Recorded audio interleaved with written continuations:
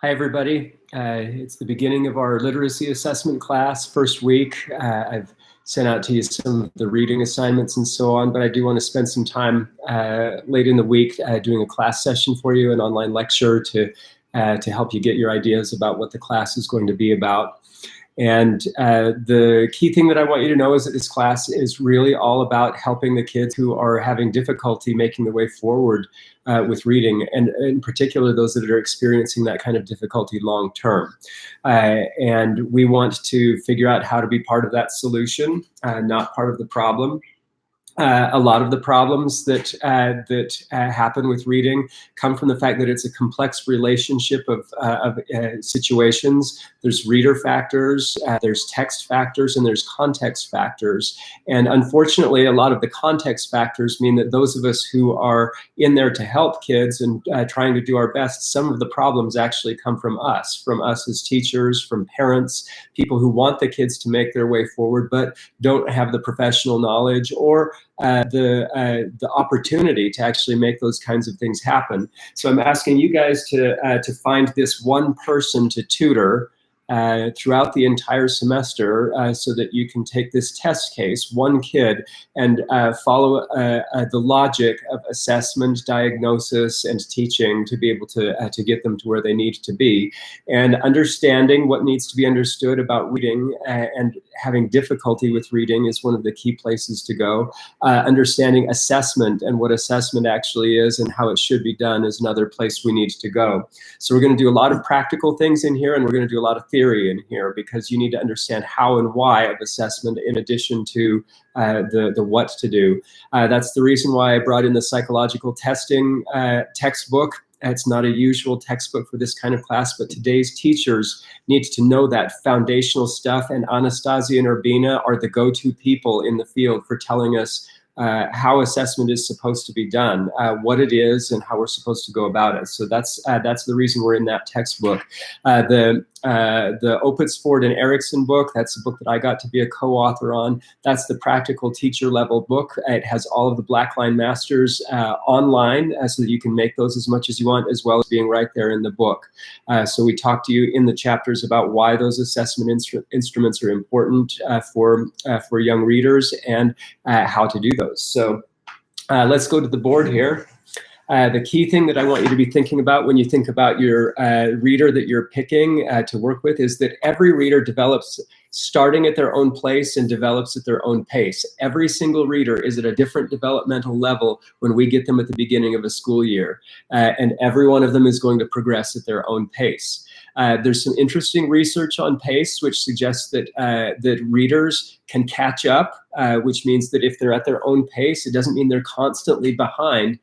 Some readers start first grade and they're not where their peers are, but they move ahead of them because of the experiences they have with reading. And so there are certain aspects of reading that are finite, things like word identification, where people can catch up. So it's possible to work towards acceleration with a kid who's way behind. So, but we need to know what is that place that they're at and what is the pace that they seem to be making. For that reason, I'm asking you to try to work with somebody who is third grade or older, because for my money, as a person who works repeatedly in clinical situations with struggling readers, I see over and over again first graders and second graders who get sent to a reading clinic because of scores on indicator tests or predictor tests. And then they didn't need that kind of help. They just needed a fair chance to get through second grade and a good chance to get good books and so on. So I don't see that a person is seriously in trouble until I see them in third grade and still not making their way forward. I know that the country has this craze of trying to get everybody where they need to be by third grade, because the statistics are telling us that if they're not where they need to be by third grade, that they're at serious risk of school failure. That's why I want you tutoring this kid, because you're going to be part of turning this kid around, and you're going to see how it works when kids kind of make their way through and they're not where they need to be by third grade, and they're beaten down, and their parents don't know what to do, and their test scores aren't looking good. What do you do with that person? And I've spent 8 years teaching middle school reading clinics. I've taught a lot of elementary school reading clinics at UNC and in other places. And we've seen huge turnarounds for our middle school students, 6th, 7th, and 8th graders who have been completely beaten down by reading, making big turnarounds by the time we're finished working with them. So I want you to find somebody who you can really say, okay, this is a person who really nobody has been able to figure them out as a reader.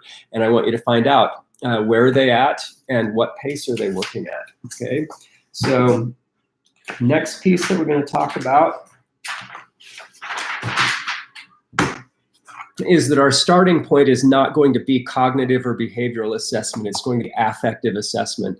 And just as a quick review, affective is that area of psychology that has to do with your feelings and your beliefs. So it's a different area of your brain. It's deep down. It involves the amygdala and the hippocampus. It's not out here in front and at top. Where we have most of our cognitive functioning happening. And the key thing that we need to know about this is that when we're working on tasks and we have a sense of risk, and that sense of risk is constant and persistent, that we shut down the cognitive area of our brain, and it stops us from being able to progress. So I'm just going to emphasize that if you don't start working with a struggling reader, working to teach to the affective area, it's going to keep coming back to bite you.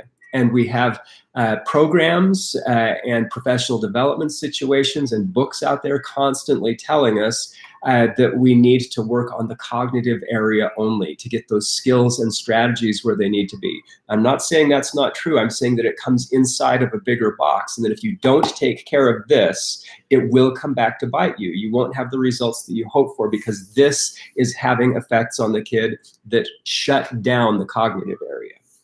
So research in educational psychology for any complex task, I don't care if it's reading, rock climbing, fixing cars, nuclear physics, whatever, any complex new task that we as humans set out to learn, we have to experience early success, or else we feel like that task is not for us. It's not for me. I can't do it. It's not something I'm going to do. Look at those other kids over there. They're strong readers. I don't know what's wrong with me. We have kids start to develop identity issues really early on with respect to the complex tasks that they're involved in. And I'm just going to tell you right now that my best tool as a reading teacher is a kid who has a disposition to solve a problem. If that kid is walking into reading like they're solving a Rubik's Cube and they've just learned a new move and they want to keep trying that to see how it fits and works when they move those little colors around, that kid is going to be the best tool that I have as a teacher. And a kid who is not working on that problem solving, I'm not going to be able to do much for them. So early successes. Most of our kids who are struggling with reading by 3rd grade did not experience early, strong successes with reading. They had difficulty early on, and that difficulty impacted their desire to try, their desire to keep their, got to get rid of this. Got to get rid of this.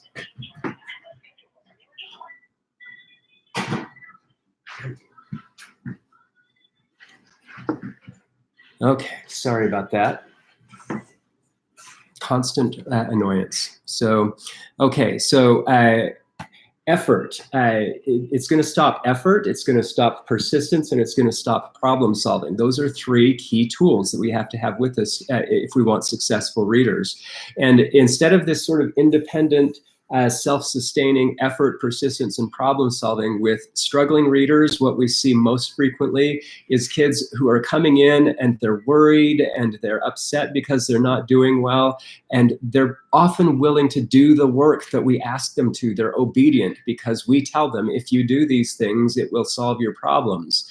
But they need to be able to dig themselves out of the hole that they're in with effort, persistence, and problem solving, because they need to read more than just the things that we're assigning them. So when kids have that affective filter up and it's stopping them from putting forth this kind of effort, persistence, and problem solving, and they're reading just to be obedient, just to do what you're telling them to. They're probably having lots of difficulties with their parents at home, fights erupting over not wanting to do their reading homework and so on.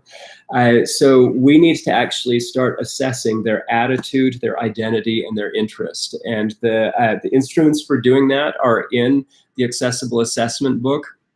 I've done a lot of work in the past 4 or 5 years on this idea of interest inventories, and have perfected and fine-tuned the instruments that you'll be looking at inside of the textbook.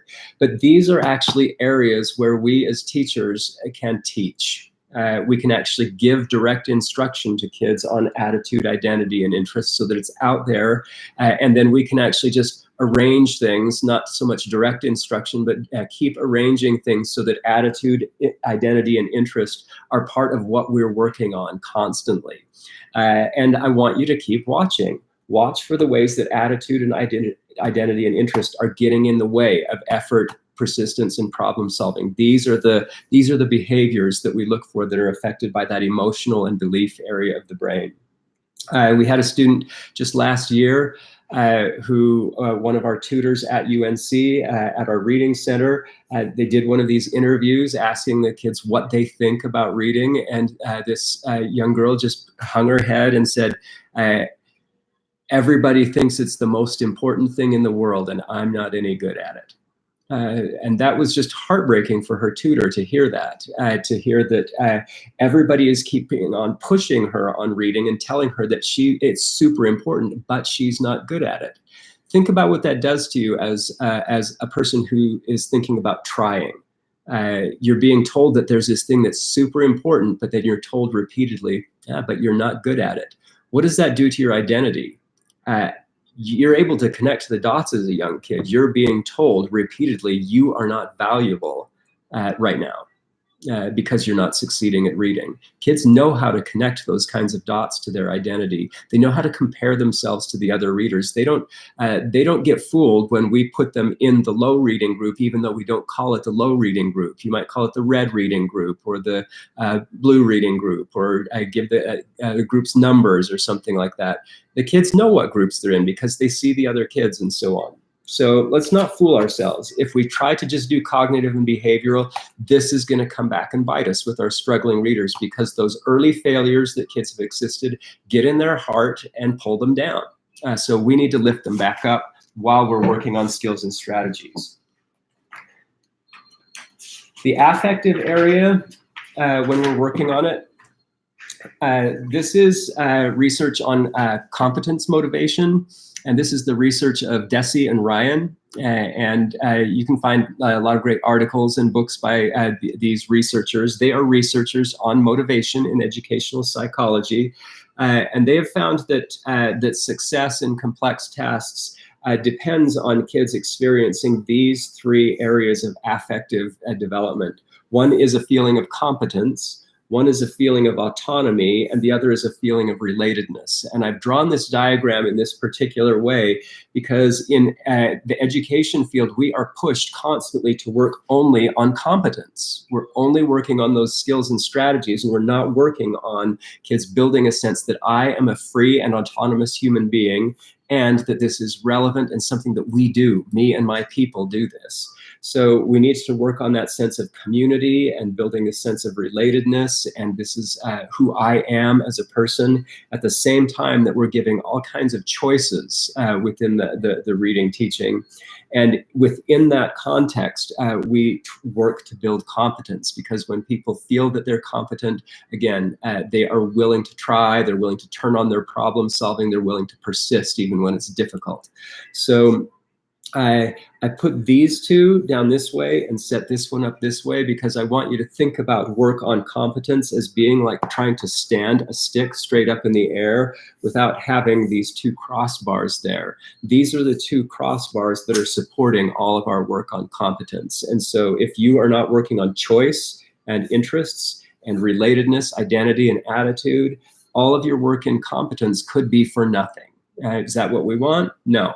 we want to make our way forward. We want to do the right thing for the kids. So we want to figure out what to do. How do we teach autonomy and relatedness? So the earliest assessment instruments that I want you to focus on are the ones that we have that are focused on attitude, identity, and interests. And that involves surveys, interviews, and those are the only ways we can get at those things. It's not the type of thing where you can give somebody a test and get a score on autonomy and relatedness. I'm sure somebody could develop one, but we want the information that we gather on those things to be directly relevant to their progress in reading, not some sort of general autonomy and relatedness score that we have to interpret and figure out how to work with.